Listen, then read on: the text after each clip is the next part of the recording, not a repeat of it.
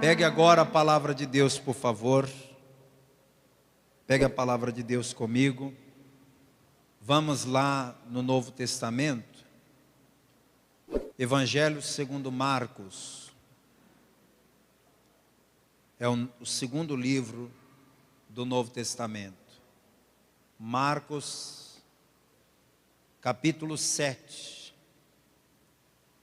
Eu vou ler o versículo 34 apenas.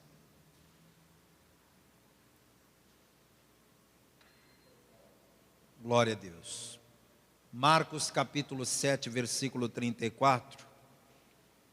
Você que está em casa, acompanhe também a leitura da palavra. Abra aí a palavra de Deus aí onde você está e acompanhe. Eu vou pedir a todos que podem ficar de pé, que façam isso em reverência à palavra de Deus. Nós vamos só ler esses versículos e em seguida você vai sentar. Diz assim, Marcos 7, 34. E levantando os olhos ao céu, suspirou e disse, Efatá, isto é, abre-te. Isso aqui aconteceu com Jesus. O Marcos está contando uma coisa que Jesus fez. E levantando os olhos ao céu, suspirou e disse, Efatá, isto é, abre-te. Agora eu leio pela terceira vez, eu vou pedir a todos que repitam após mim, bem alto e bem forte. E, levantando os olhos ao céu, suspirou e disse, Efatá, isto é, abre-te, abre-te. Você crê que Jesus fez isso que está escrito aqui? Você vai entender por que ele disse essa palavra, Efatá. E que palavra é essa? E qual é o significado dessa palavra? Qual é a razão desta palavra? Mas o fato é que Deus vai falar muito comigo e com você através dela. Então desocupe as mãos e você que crê que essa é a palavra de Deus, vamos aplaudir bem forte a palavra do Deus vivo. E enquanto você aplaude, abra sua boca e comece a glorificar a Deus. Não sinta vergonha não, pode aplaudir e dar glória, aplauda e dá glória. Diga bem alto, glória ao teu nome, Senhor. Isso, vamos glorificar e aplaudir. O Salmo 47 diz, aplaudi com as mãos, cantai a Deus com voz de triunfo. Aplaude com as mãos e com a voz de triunfo, diga glória ao teu nome, Senhor. Oh Pai querido e Deus amado, recebe esses aplausos, recebe esse louvor.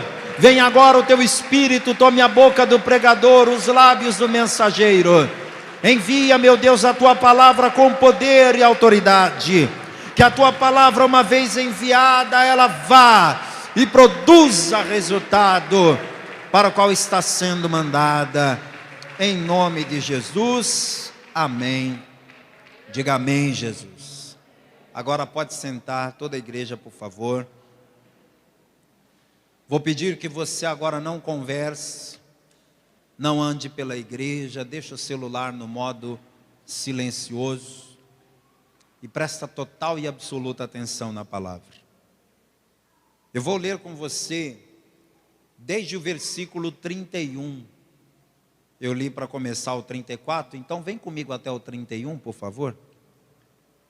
E ele, tornando a sair dos territórios de Tiro e de Sidom, foi até o mar da Galileia, pelos confins de Decápolis.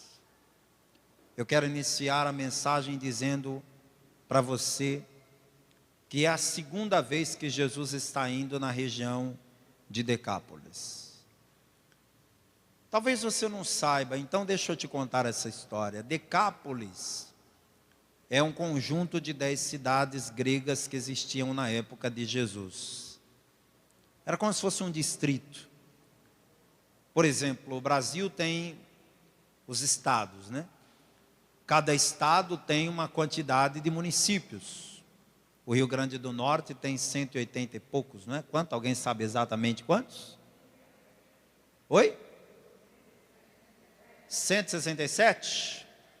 Pois é. Eu fiquei 11 anos em Minas, eu sei até hoje que lá são 853 municípios. Cada estado tem uma quantidade, né? Imagine que Decápolis era um estado de Israel, um estado pequeno, com 10 cidades. Jesus esteve lá na primeira vez, depois de enfrentar uma terrível tempestade. Ele desembarcou numa dessas 10 cidades, a cidade chama-se Gadara. E quando Jesus desceu do barco, veio ao encontro dele um homem muito perturbado por demônios. Aquele homem era o terror da cidade, o terror. Ele andava nu, ele ameaçava todo mundo, ele vivia no cemitério, ele era uma pessoa assim assombrosa, imagina, uma pessoa assombrosa. Todo o povo de Gadara morria de medo desse homem. E quando Jesus chegou em Gadara, logo ele foi receber Jesus, parece até coincidência, né? Quando aquele homem encontrou-se com Jesus, eu vou resumir a história para você. Jesus fez o que ninguém poderia ter feito. Jesus libertou aquele homem de todos os demônios que o oprimiam. Aquele homem foi liberto de uma tal maneira que deram roupas limpas para ele, cortaram o cabelo, a barba, as unhas. Aquele homem, quando voltou diante de Jesus, vestido igual gente, parecia outra pessoa. Quem olhou para aquele homem depois desse banho que ele tomou, depois de liberto, olhava e dizia: parece o louco lá do cemitério, não parece? Porque parecia outra pessoa. E esse homem, depois de liberto, disse assim para Jesus: Jesus, eu já destruí minha vida, a minha família não me quer mais, eu perdi anos aqui nessa vida de endemoniado aqui no cemitério, enfim, é bobagem eu ficar aqui. Eu quero ir contigo, Jesus. Para onde o Senhor for, eu vou contigo.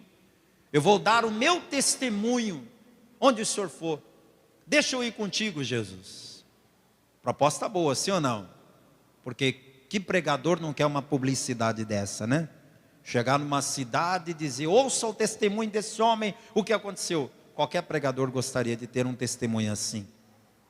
Só que Jesus recusou. Jesus disse não para o homem: não, você não vai comigo. Mas Jesus, deixa eu ir contigo, para onde tu fores eu irei. Não. Você vai para a tua casa. Sabe por que Jesus não aceitou que aquele homem fosse com ele? Porque o diabo já tinha destruído a família daquele homem. O diabo já tinha destruído. E o que é que Jesus veio fazer? Ele veio desfazer as obras do maligno. Então, se o diabo destruiu a família dele, o que é que Jesus vai fazer? Vai restaurar a família dele. Aquele homem volta para casa e procura a esposa. Quando a esposa dele o vê daquele jeito, limpo, bem vestido, falando direito, ela vai querer saber o que aconteceu. Ela vai querer saber que milagre foi aquele. Quando os filhos viram o pai voltar daquele jeito, os filhos ficaram felizes. Enfim, houve uma restauração familiar, houve uma restauração, essa é a palavra, houve uma restauração familiar.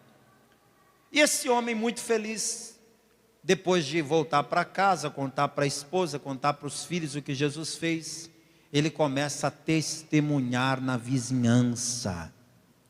E de contar aquela história impressionante para a vizinhança, uma pessoa ia falando para outra: deixa eu te falar do fulano de tal. Aí ele começou a virar uma personalidade daquele lugar, porque todo mundo queria vê-lo e ouvir o testemunho dele. E a consequência disso, sabe qual foi? Dentro de pouco tempo, todas as 10 cidades de Decápolis estavam conhecendo Jesus através do testemunho daquele homem. Pode aplaudir o Senhor. Essa era a estratégia do Espírito Santo. Se Jesus tivesse dito para aquele homem, vamos comigo, as 10 cidades de Decápolis não teriam conhecido o ministério de Jesus, conheceram através do testemunho dele. Então agora que Jesus volta para Decápolis, a fama de Jesus já é grande ali. O povo daquela cidade já conhece Jesus pelo testemunho. Eu quero parar a mensagem aqui para dizer algo profético para a sua vida. O seu testemunho vai trazer muita gente aos pés de Jesus. Ouça isso.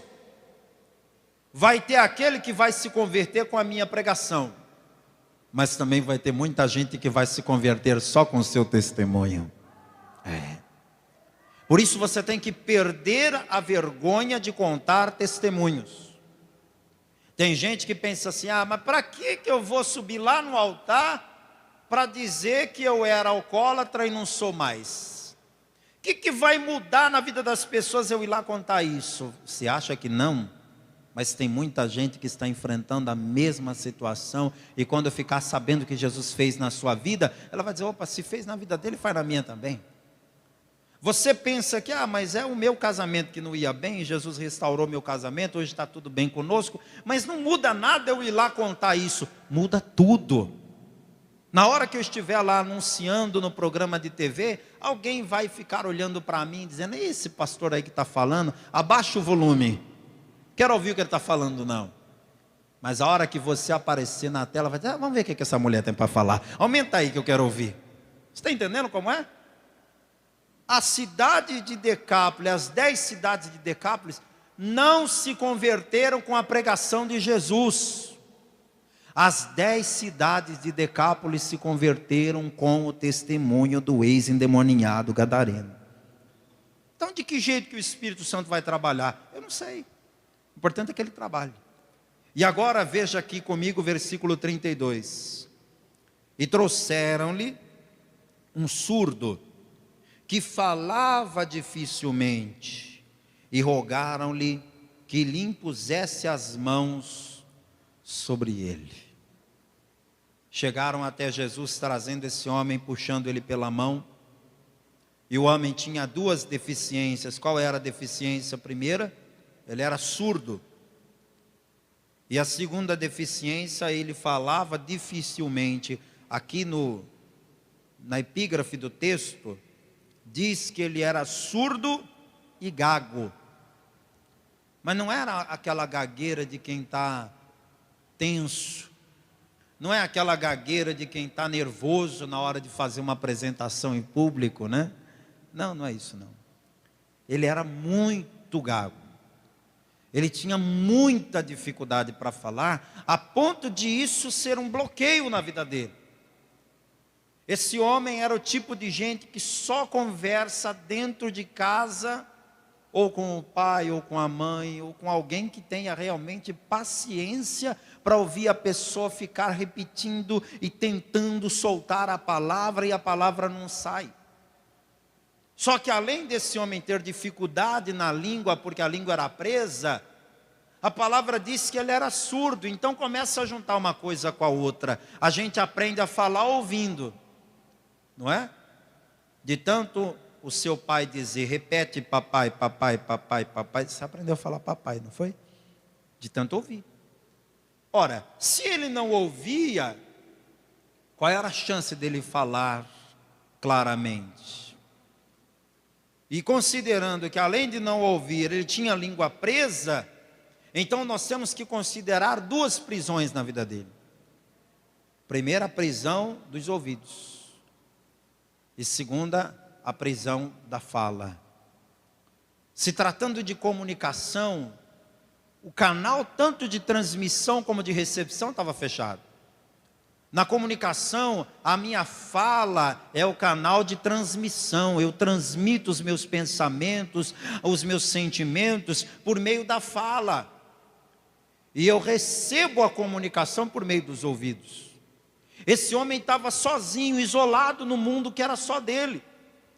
Ele não conseguia se comunicar e nem conseguia receber qualquer tipo de mensagem. Hoje, graças a Deus, existe, por exemplo, no Brasil, a linguagem brasileira de sinais. Alguém aqui sabe falar em Libras? Pois deveria aprender, viu? Deveria aprender. É uma coisa que todo mundo deveria se esforçar para aprender um pouquinho. Mas eu penso um pouquinho, você deve pensar também. Quando você acha que as pessoas acordaram para a necessidade de desenvolver uma linguagem para se comunicar com surdos? Você acha que na época de Jesus tinha gente preocupada em desenvolver sinais para conversar com gente surda? Honestamente, você acha que tinha isso há 2000 anos atrás? Até hoje existe a linguagem brasileira de sinais, e mesmo assim é ignorada por muita gente. É ignorada por muita gente. Existem emissoras de televisão que, se você não tiver uma obrigação por lei de colocar lá a audiodescrição, não se põe. Se tiver que colocar lá por lei, a lei que determina que haja lá a linguagem de sinais, não se coloca. Por quê? Porque as pessoas vivem marginalizadas, vivem desprezadas. Se hoje é assim, imagina como era na época de Jesus. Esse homem, coitado, estava realmente sozinho na vida. Então, versículo 32 diz que trouxeram ele até Jesus. Não foi ele quem veio pessoalmente para dizer: Jesus, toca em mim e me cure. Não foi ele. Alguém trouxe ele até Jesus. Esse alguém pode ter sido a mãe, pode ter sido o pai, pode ter sido o irmão, pode ter sido um amigo. A Bíblia não diz quem foi. E aí você entende que há um papel importante na vida daquele que traz você até Jesus. Diga comigo: amigo de verdade é o amigo que me apresenta a Jesus. Esse é o amigo de verdade. Se você diz que tem amigos, mas esses teus amigos só te levam para boate, para balada, para bebedeira, para farra, ou seja lá para onde, você precisa reconsiderar o seu conceito de amizade, porque amigo de verdade é aquele amigo que te leva para Jesus.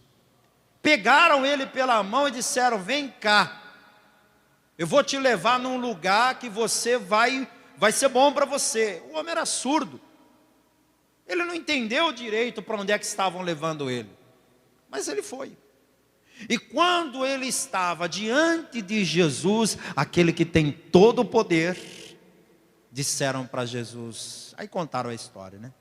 Jesus, esse homem não fala direito, a língua dele é presa. Quando ele tenta falar alguma coisa, a boca não trava, a língua não sai, não se solta, é uma tristeza. E esse homem é surdo, ele não ouve nada. Jesus, faz alguma coisa por ele.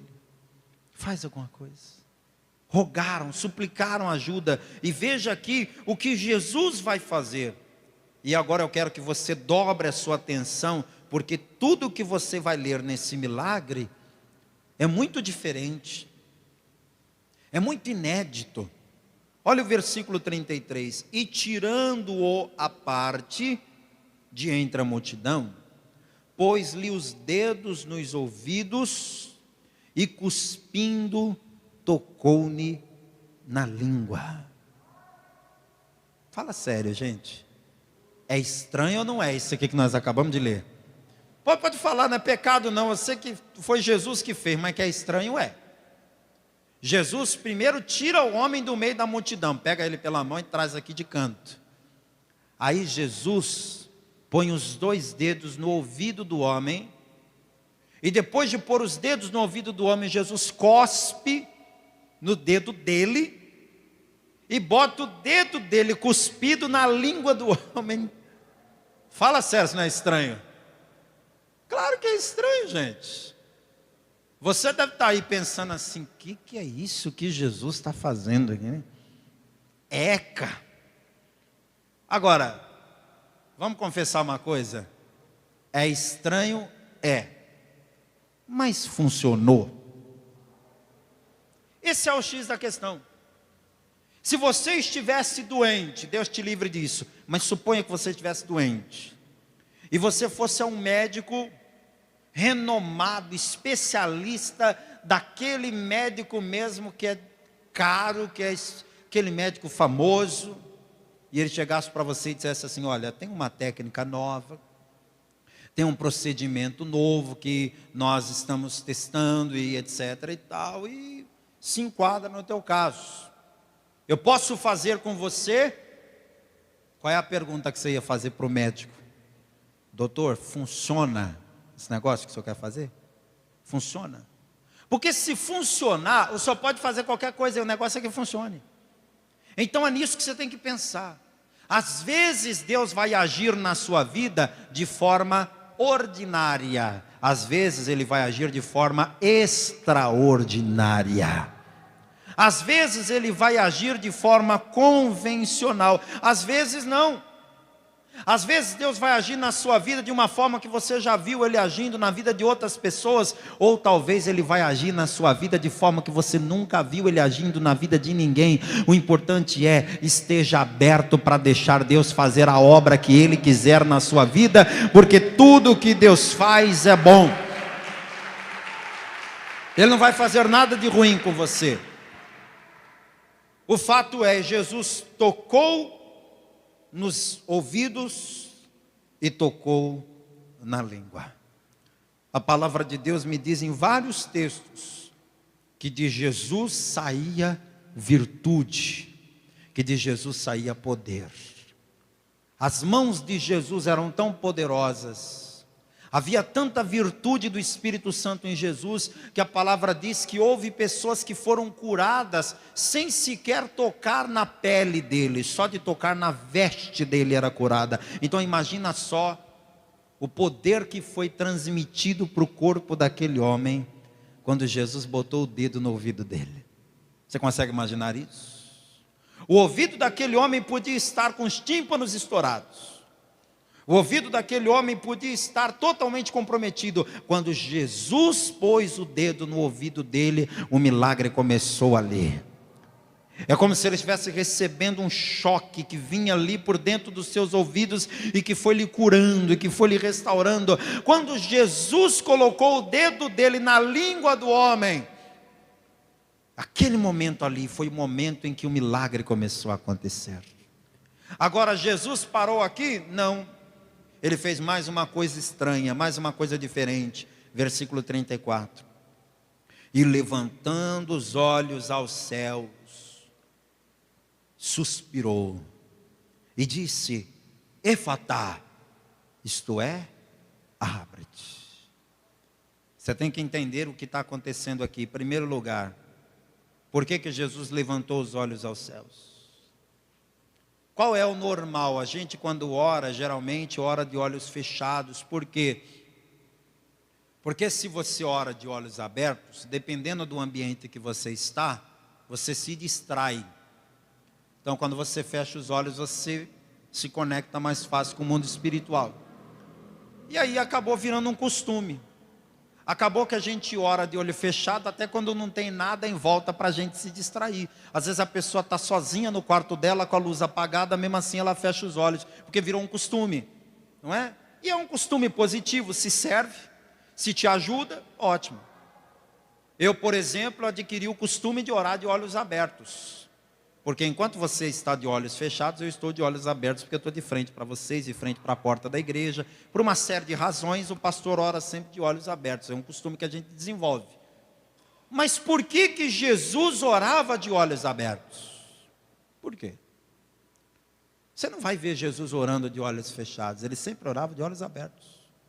E por que ele orava olhando para o céu? Ele levantou os olhos ao céu para orar. O que você vê quando olha para o céu? Não esse aqui da parede aqui, mas lá fora, o céu de verdade. O que você vê quando olha para o céu? Você vê o que todo mundo vê. Se você estiver de dia, você vai ver nuvens, você vai ver o sol, não é? É isso que você vai ver. Se for à noite, você vai ver lua, você vai ver estrelas, é isso que você vai ver. Quem sabe vai ver um pássaro, vai ver um avião passando lá em cima. Não vai passar disso, né? Você quer que eu te diga o que Jesus via quando ele levantava os olhos ao céu? Quando Jesus levantava os olhos ao céu, ele via o Pai assentado lá no alto e sublime trono. Eu sei disso porque no dia em que Jesus estava morrendo na cruz, ele levantou os olhos ao céu, olhou para o Pai e disse: por que me desamparaste? Dá para perceber que há um diálogo ali?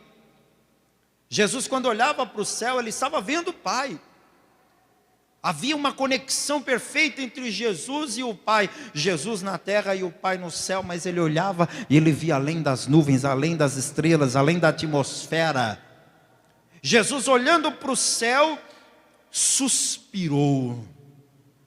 A gente suspira quando se prepara para algo. Quem pratica esportes, geralmente, antes de fazer alguma atividade, daquela, né? Vou dar um mergulho na piscina agora, vou sair daqui lá do outro lado. O que eu faço antes? E pulo. Vou dar uma corrida agora, ó, me preparei ali para correr. O que eu faço? Vou bater o pênalti. O que eu faço? Dou aquela suspirada. Vou levantar um peso aqui, hein? Suspiro. É uma preparação do corpo. Interessante isso, né? Você já reparou que a gente faz isso inconscientemente? Jesus está se preparando para fazer um grande milagre agora. Porque quando ele disser esta palavra que ele vai dizer agora, todas as prisões da vida daquele homem serão desfeitas. Ele já tocou nele, ele já tocou nos ouvidos, ele já tocou na língua, ele já se comunicou com o Pai. Agora ele suspira e diz uma palavra. Gente, dá um glória a Deus aí bem alto. Jesus faz milagres liberando uma palavra. Isso aí é Deus, hein? Esse aí é Deus de verdade. Não tem enrolação com Jesus, não. Com Jesus não tem meio termo. Uma palavra que ele diz e a vida da pessoa muda radicalmente. E qual foi a palavra que Jesus disse? Está escrito na sua Bíblia, a palavra foi efatá. Efatá. Essa palavra efatá é oriunda do aramaico. O aramaico era um dialeto da época em que Jesus estava na terra. Os judeus falavam grego, hebraico e aramaico.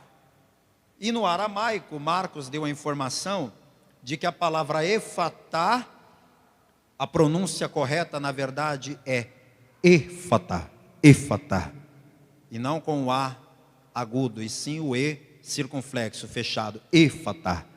Isto é, abre-te. Então, efatá significa o quê?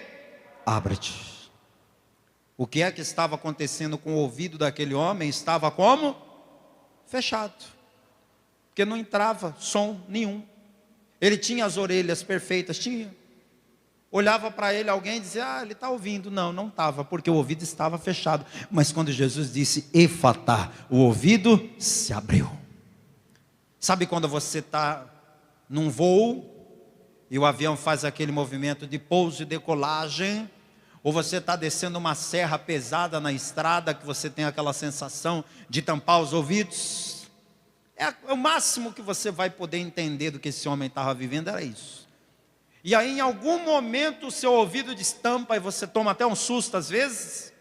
Quando Jesus falou efatá, aquele homem, eu tenho para mim que ele deve ter até se chacoalhado, porque ele nunca tinha ouvido nada.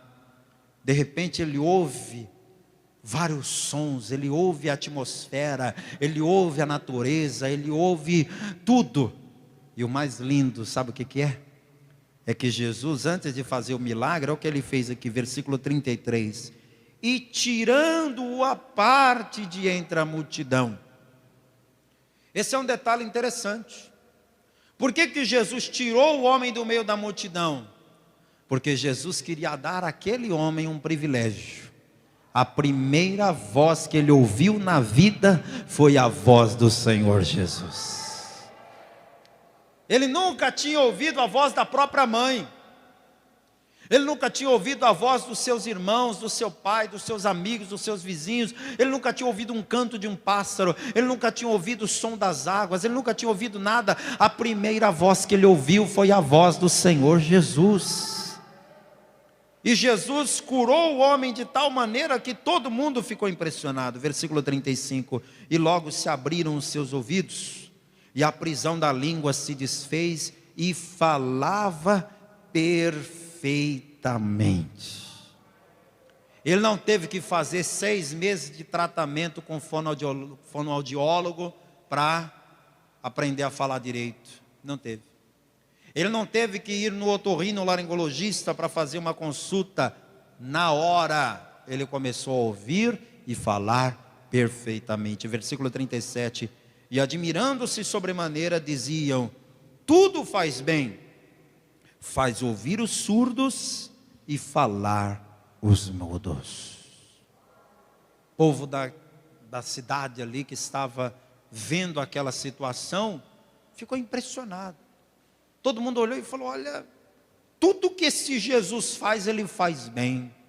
Ele veio aqui em Decápolis, ele libertou o endemoniado. Agora ele voltou aqui e fez o surdo e mudo falar e ouvir perfeitamente.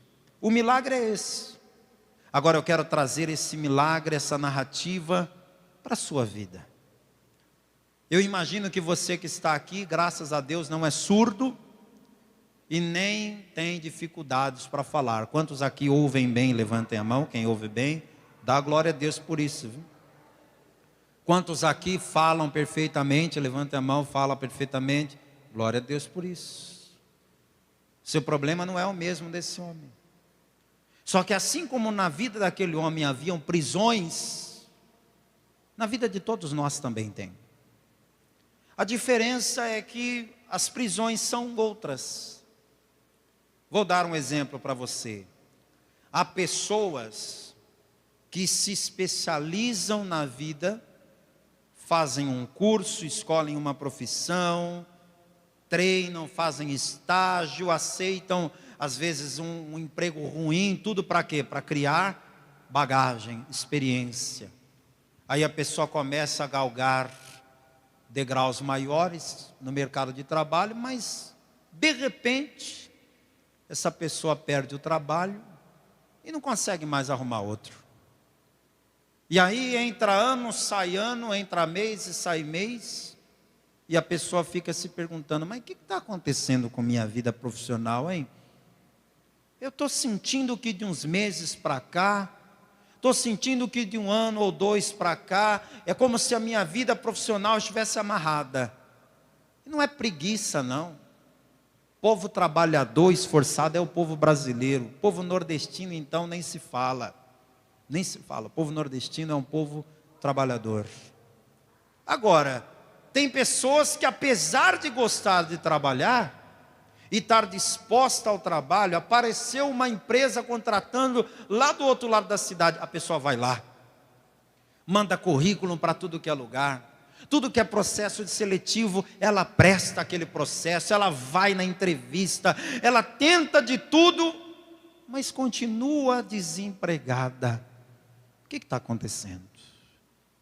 É uma pessoa que às vezes já tem o próprio negócio, e é um produto bom que ela vende, é uma mercadoria de boa qualidade, é um serviço relevante, útil para as pessoas, mas você não entende por que as pessoas não te ligam, não te procuram, ninguém compra nada na sua mão, a sua loja não vende mais, a sua empresa está parada, você fica se perguntando: o que está acontecendo?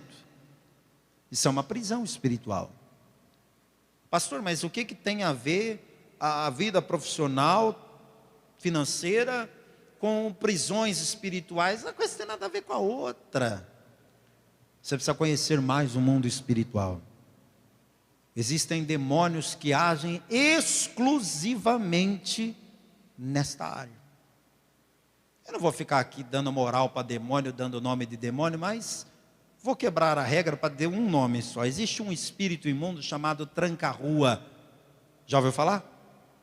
Se não ouviu falar, não perdeu nada. Mas se você tem algum conhecimento dessa área, você já deve ter ouvido falar nesse miserável. Esse espírito chamado tranca-rua, ele não age em nenhuma outra área da vida da pessoa, senão na área profissional e financeira. Esse espírito imundo, ele só se ocupa de atrasar a vida financeira e profissional das pessoas. Então, tudo que você tentar fazer, que vai te beneficiar, que vai te promover, que vai te fazer crescer, esse demônio chamado tranca-rua, como já sugere o nome, ele entra lá para trancar, para criar prisões. Aí aquela pessoa que ela vai empolgada, não, eu estou sentindo que vai dar certo, hein? Vou assinar o contrato essa semana, vai dar certo, eu vou chegar lá, vou conquistar. Na última hora o cliente desiste. Aí você liga para o cliente, ele não te atende mais. Aí você olha para aquela empresa e diz, mas por que não me contrataram? Eu tenho um bom currículo, eu tenho tudo para dar certo, por que está dando errado? Prisões. Existem pessoas que têm prisões em outras áreas da sua vida. A vida amorosa, gente, é uma delas. A vida amorosa é uma área difícil na vida. Uma área difícil, a gente sofre muito nessa área. Porque todo mundo quer ser feliz. Quem quer ser feliz aí? Levante a mão. Quem quer? Todo mundo quer ser feliz. Só que nem todo mundo consegue. E por quê?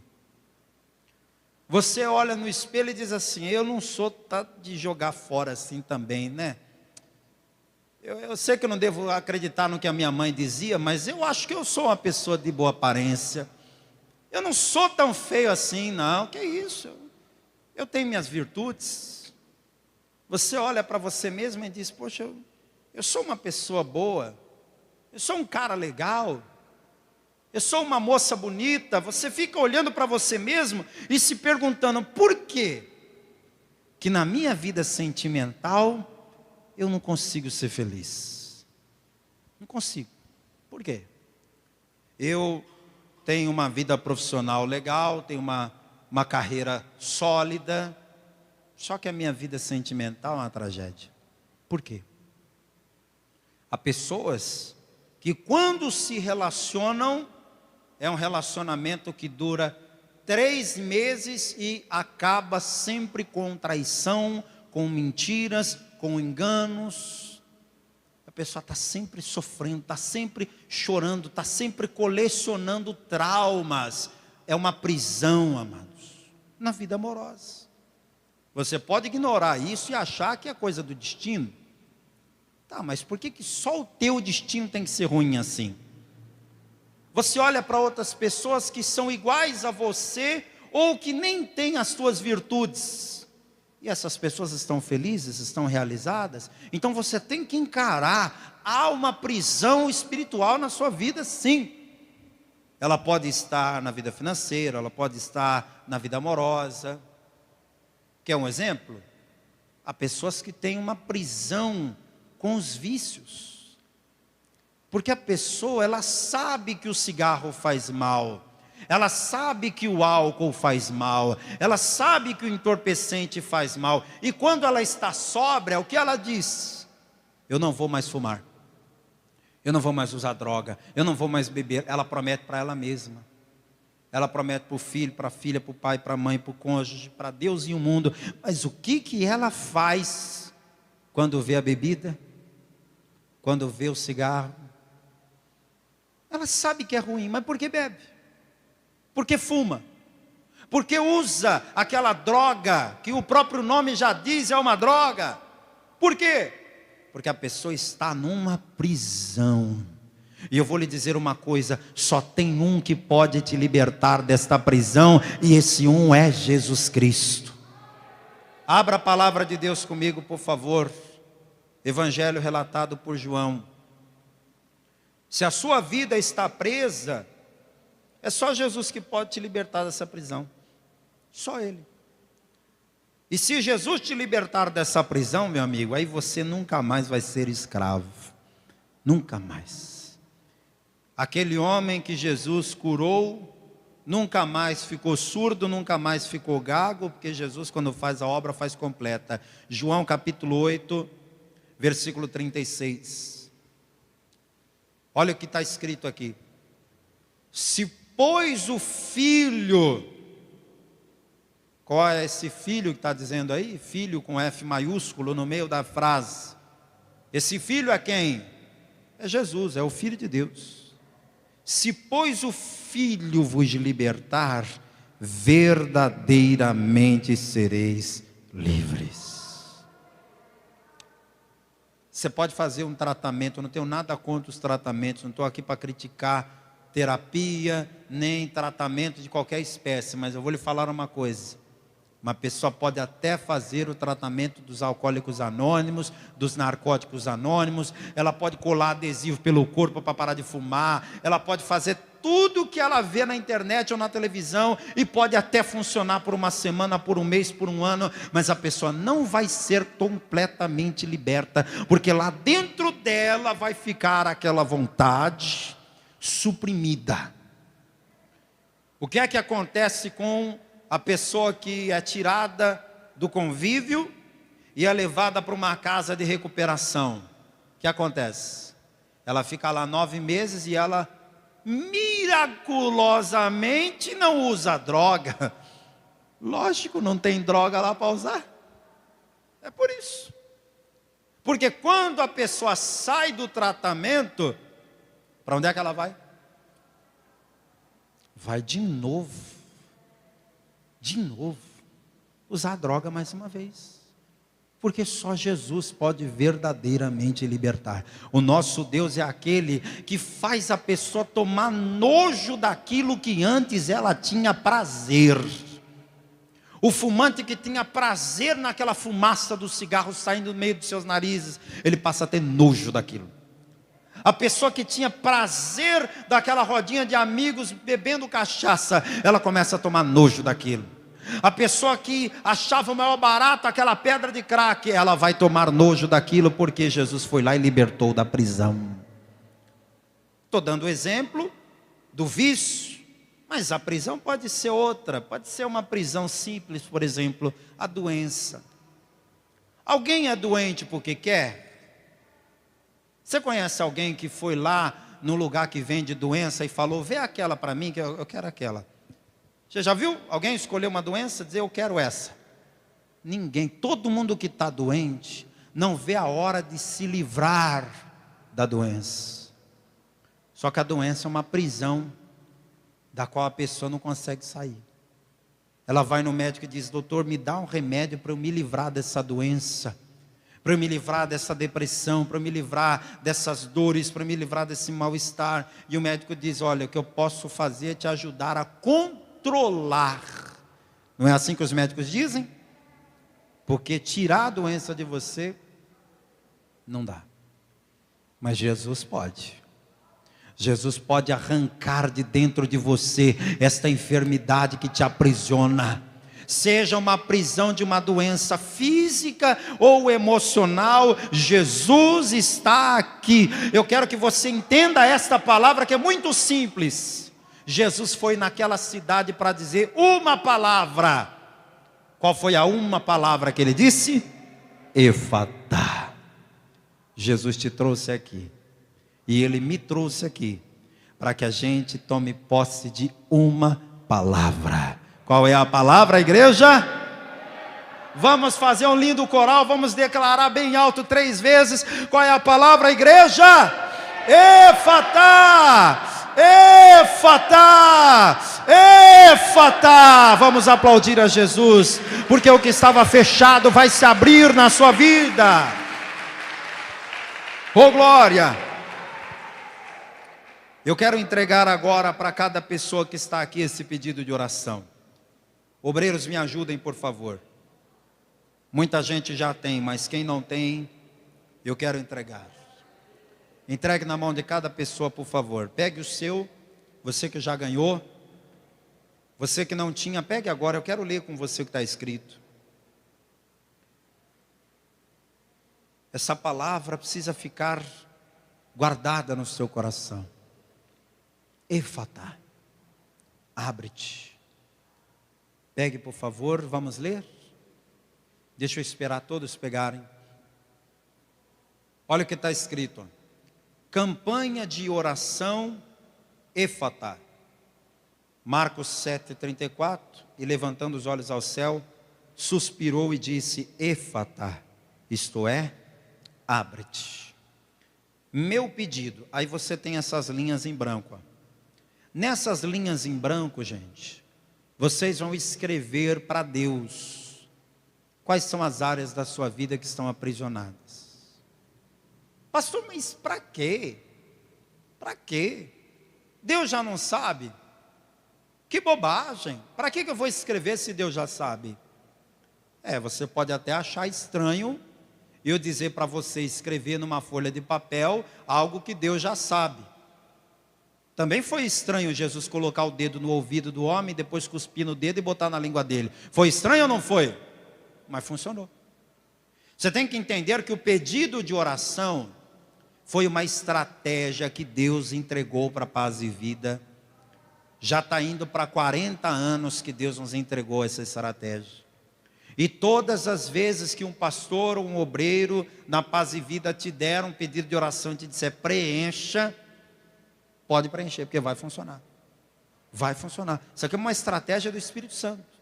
Então você vai escrever aqui: Senhor, eu quero me libertar da prisão tal. Quero que a minha vida que está presa na área tal seja solta. E não faça pedido anônimo, não. Não faça pedido anônimo. Você quer ser atendido por Deus ou não quer? Então você vai colocar o seu nome, vai colocar o seu e-mail, vai colocar o seu WhatsApp. Você vai dizer: Senhor, sou eu, viu? Sou eu, Ademir, que estou escrevendo. Sou eu, João, sou eu, Maria, sou eu, José. Aí você põe o seu nome. Pastor, na minha vida tem tanta coisa acontecendo que nessas linhas não cabe. Escreve atrás, pega mais um, grampeia um no outro, escreve quantos for preciso, mas relata tudo aqui para Deus. E o que você vai fazer? Olha aqui, lá embaixo, olha. Controle aqui sua campanha. Deus vai abrir todas as portas para você. Serão 7 domingos e mais 7 quartas-feiras. A campanha de oração é outra estratégia que Deus nos entregou. Jesus pode fazer tudo na sua vida hoje, aqui, nesse único culto? Pode. Só que o que Ele vai fazer? Não sei. Não sei. Pode ser que Ele te cure hoje. Pode ser que Ele já comece o milagre hoje na sua vida. Pode ser que Ele faça isso na segunda semana, terceira semana, quinta semana. O que eu posso garantir para você é que antes dessas 7 semanas completarem, e você dizendo Éfata, abre-te, Éfata, abre-te, você vai ver os caminhos se abrindo, as portas se abrindo, a sua vida sendo destravada. Agora, você tem coragem de assumir um compromisso com Deus e dizer para Deus: Senhor, durante 7 domingos eu virei nessa igreja? Você tem coragem? Tem coragem de dizer para Deus: Senhor, durante 7 quartas-feiras eu virei nessa igreja? Antes de você dizer para Deus: não, 7 semanas é muito tempo. E 7 semanas? Ah não, dá quase 2 meses vindo na igreja. 7 semanas não é nada. Vai passar assim, ó, no estalar de dedos. Muito tempo é o tempo que você está desempregado com as portas fechadas. Muito tempo é o tempo que você está viciado, não consegue largar o vício. Muito tempo é o tempo que você está aí sozinho, sofrendo, deprimido, angustiado. Isso aí sim tem muito tempo. O milagre de Deus na sua vida vai acontecer em no máximo 7 semanas, porque muitas pessoas aqui vão receber a bênção já na primeira semana de campanha, outros já na segunda semana. Vai depender de Deus. Ele é soberano, Ele faz o que quer, a hora que quer. Agora você precisa dessas 7 semanas. Não é Deus que precisa de tempo para arrumar recurso, para abrir as portas para você. Deus é poderoso para fazer o impossível acontecer assim, ó. O que Jesus precisou para liberar o milagre na vida daquele homem? Ele precisou dizer uma palavra só. Então a questão não está em Deus. Não é Deus que precisa de 7 semanas. Somos nós que precisamos de 7 semanas para desenvolver a fé. Somos nós que precisamos de 7 semanas para aprender com a palavra. Somos nós que precisamos de 7 semanas para nos aproximarmos de Deus. E durante estas 7 semanas, no domingo e na quarta-feira, nós vamos levantar um clamor com esse pedido na mão. Então você que quer fazer esse propósito com Deus, você vai se comprometer agora. Você vai dizer para Deus: Senhor, a minha vida está na tua mão, eu não sei nem se eu vou acordar vivo amanhã. Agora, se o Senhor me der vida e saúde, eu vou me esforçar e eu vou estar aqui na igreja domingo e quarta-feira por 7 semanas. Você topa esse desafio de fé? Vamos ficar de pé então, toda a igreja? Isso aqui vai te fazer um bem tão grande, você não faz ideia. Pastor, eu não preenchi o pedido, não faz mal. Pega ele mesmo assim, vamos apresentar a Deus. Eu só vou recolher esse pedido quando você completar essa tabela aqui embaixo, olha. Hoje é o primeiro dia, então você marca um X aqui no D de domingo. Quarta-feira você vem e marca um X aqui no Q de quarta-feira. Domingo que vem você marca um X aqui, por aí vai, ó, até completar a tabelinha. Quando completar a tabelinha, chegou a hora de eu recolher. Até lá eu vou orar todo dia com o pedido na sua mão. Levante ao céu agora, por favor, toda a igreja. Toda a igreja. Deus já sabe a cor da tinta da caneta que você vai usar para escrever. Deus já sabe onde você vai pôr a vírgula aí no seu pedido, Ele já sabe.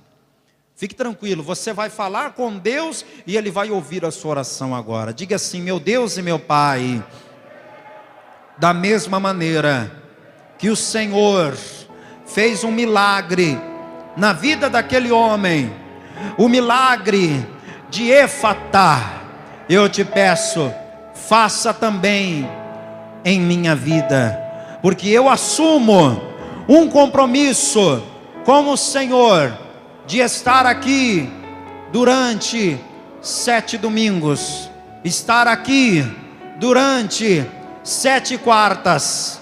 Meu Deus, se o Senhor me der vida e saúde, eu estarei aqui cumprindo esse voto na tua presença, em nome de Jesus. Agora comece a orar, comece a apresentar a Deus todas as áreas da sua vida que estão aprisionadas. Comece já a fazer um clamor. Comece agora a dizer para Deus: Senhor, eu preciso que tal área da minha vida que está travada destrave. Eu preciso que tal área da minha vida que está aprisionada seja solta. Vai orando agora. Senhor nosso Deus e Senhor nosso Pai Todo-Poderoso, Deus bendito, Deus amado e santo, essas pessoas estão fazendo agora uma aliança, e não é comigo não, meu Deus, porque eu também estou fazendo uma aliança contigo. Então todos nós agora, desde aqui no altar, até lá na portaria da igreja, até quem está em casa, todos estão fazendo uma aliança contigo agora. Durante 7 domingos, durante 7 quartas, nós vamos orar, meu Deus. Nós vamos clamar com toda a nossa fé, com toda a convicção de nossas almas, para que o Senhor abra todas as portas que estavam fechadas. Meu Deus, 6 meses do ano já se passaram, metade do ano já foi embora, e esta pessoa, quem sabe, perdeu metade do ano, mas agora chegou o tempo da restituição, agora chegou o tempo, meu Deus, da gente começar a colher os frutos, agora chegou o tempo da virada. Meu Deus, eu quero ver o Senhor fazendo uma virada na vida desta pessoa. Meu Deus, aquele homem estava preso na gagueira, na surdez, ele não conseguia se comunicar, ele não conseguia falar com ninguém, não conseguia ouvir ninguém, mas o Senhor libertou ele da prisão. Então, meu Deus, eu quero que o Senhor liberte esta pessoa que está presa na miséria, presa no desemprego, presa nas dívidas. Ela já tentou de tudo para conseguir trabalho, meu Pai. Ela vai atrás, ela se esforça, ela bate as portas, ela tenta de tudo que tem jeito, mas ela não consegue. Mas a partir de agora ela vai conseguir. Ah, meu Deus, o Senhor vai escolher a melhor vaga. e o Senhor vai fazer com que esta pessoa seja chamada para o trabalho. E eu não quero serviço não, serviço qualquer um é serviço. Eu quero que o Senhor dê para esta pessoa um excelente trabalho, um trabalho que vai dar a esta pessoa oportunidade de crescimento, um trabalho que vai dar a esta pessoa oportunidade de se sustentar com o melhor desta terra. Meu Deus, eu quero que o Senhor abra as portas, não só para quem é empregado, abra as portas também para quem é empregador, abra as portas para esta pessoa que tem sua empresa, que tem seu negócio, que tem seu empreendimento. Meu Deus, eu quero que o Senhor faça esta pessoa ter uma virada tão grande lá na sua empresa, que ela vai compensar os prejuízos do primeiro semestre, já no início do segundo semestre. Meu Deus amado, eu quero que o Senhor liberte não só da prisão na vida financeira, porque tem gente aqui, meu Deus, que financeiramente está bem, tem gente que financeiramente está realizada, mas a vida emocional desta pessoa está um sofrimento só. Essa pessoa não consegue ser feliz no amor, não consegue se relacionar com ninguém. Quando aparece um rapaz no caminho dessa moça, é um traste que vem para enganar, para trair, para fazê-la sofrer. Meu Deus, essa moça já está traumatizada. Ah, meu Deus, esse rapaz já não tem mais coragem de procurar ninguém, porque as últimas vezes que ele tentou o relacionamento foi só decepção. Mas eu quero que o Senhor mude isso, meu Pai. Eu quero que o Senhor abra os caminhos do amor para esta pessoa que é solteira, separada, viúva. Eu quero, meu Deus, o teu povo vivendo a palavra que diz que Deus faz o solitário viver em família. O Senhor quer esta pessoa feliz. Oh, meu Deus amado, eu oro para que, se a prisão que está na vida desta pessoa é uma prisão relacionada aos vícios, essa é uma pessoa tão boa, ela é tão dedicada naquilo que faz, é um excelente marido, é um excelente pai, é uma excelente mãe, é um cidadão de bem, mas essa pessoa, ela está presa no vício das drogas. E não é porque ela usa droga que ela não presta não, meu Deus. É uma prisão.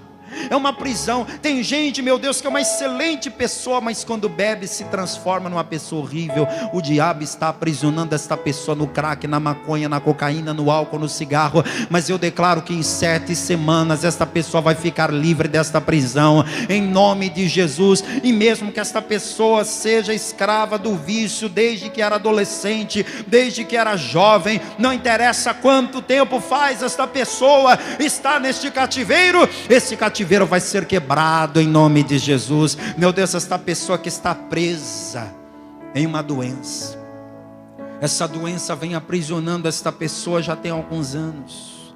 De uns anos para cá, meu Deus, essa pessoa não sabe o que é dormir uma única noite sem tomar um calmante. Esta pessoa não sabe, meu Deus, o que é levantar da cama sem precisar tomar 3 ou 4 comprimidos. Meu Deus, essa pessoa não sabe o que é ficar 1 mês sem visitar o médico. Ela deixa de visitar a mãe, mas não deixa de visitar o médico, porque ela está dependendo do tratamento, dependendo do remédio. Mas o Senhor pode libertar esta pessoa dessa prisão, meu Pai, e devolver saúde. Meu Deus, eu não faço ideia do que esta pessoa irá escrever neste pedido de oração, mas de uma coisa eu sei: o Senhor é poderoso para fazer infinitamente mais do que esta pessoa está pedindo, mais do que esta pessoa está precisando. Há muita gente orando comigo agora à distância, Pai.